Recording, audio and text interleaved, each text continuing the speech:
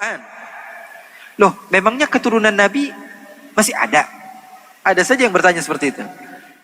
Salah seorang di antara cucunya Rasulullah yang bernama Sayyiduna Al-Hasan pernah berjalan dengan putranya.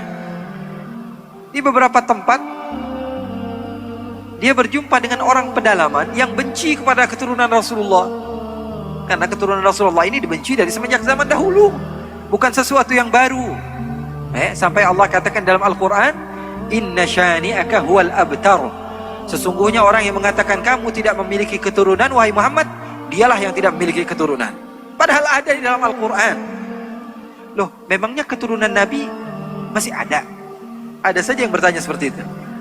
Kalau di dalam Musnad Al-Imam Ahmad bin Hanbal, Nabi Muhammad bercerita bahwa Imam Mahdi nanti di akhir zaman akan diutus oleh Allah Subhanahu wa ta'ala sebagai penyelamat kepada umat. Kata Rasul, dan dia dari keturunan saya. Sekarang pakai akal. Kalau nanti di akhir zaman ada keturunan Nabi, terus nongolnya dari mana kalau sekarang gak ada keturunan Nabi?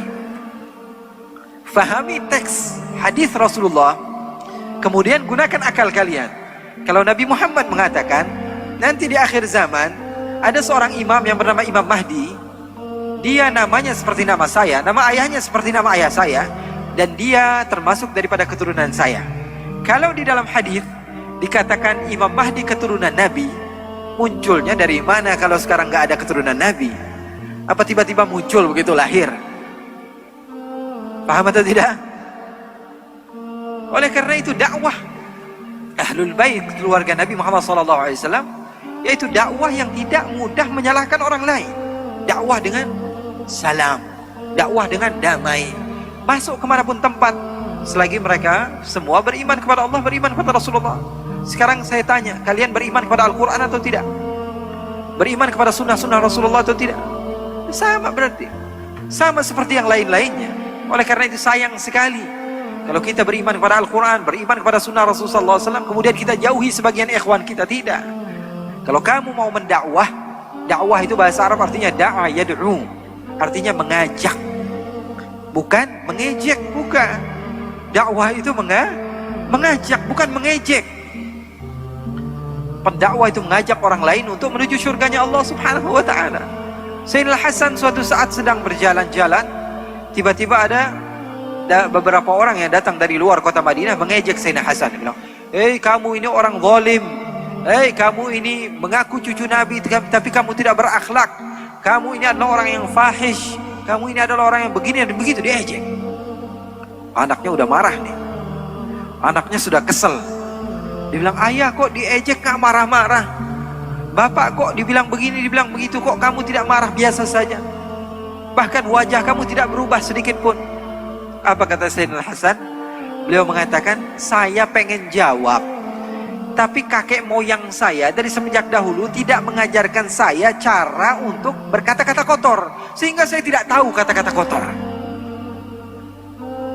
Untuk mengatakan sesuatu yang kotor saya tidak tahu, karena saya tidak diajarkan oleh orang tua saya." Subhanallah.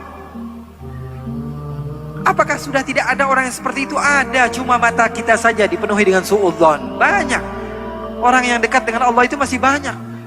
Bahkan beberapa daripada guru saya bercerita, sebagian orang-orang pedalaman di Hadramaut sana bertanya, "Masa sih di dunia ini ada orang yang ghibah?" Saya nggak percaya, katanya. Ada orang yang mengumpat orang lain dari belakang. Saya nggak percaya. Pasti di dunia tidak ada. Orang yang seperti itu masih ada loh. Cuman karena memang lingkungan kita saja. Lingkungan kita ini apa? Lingkungan segala sesuatu diupdate. Orang yang salah sedikit dikatakan begini dan begitu dan lain sebagainya. Enggak.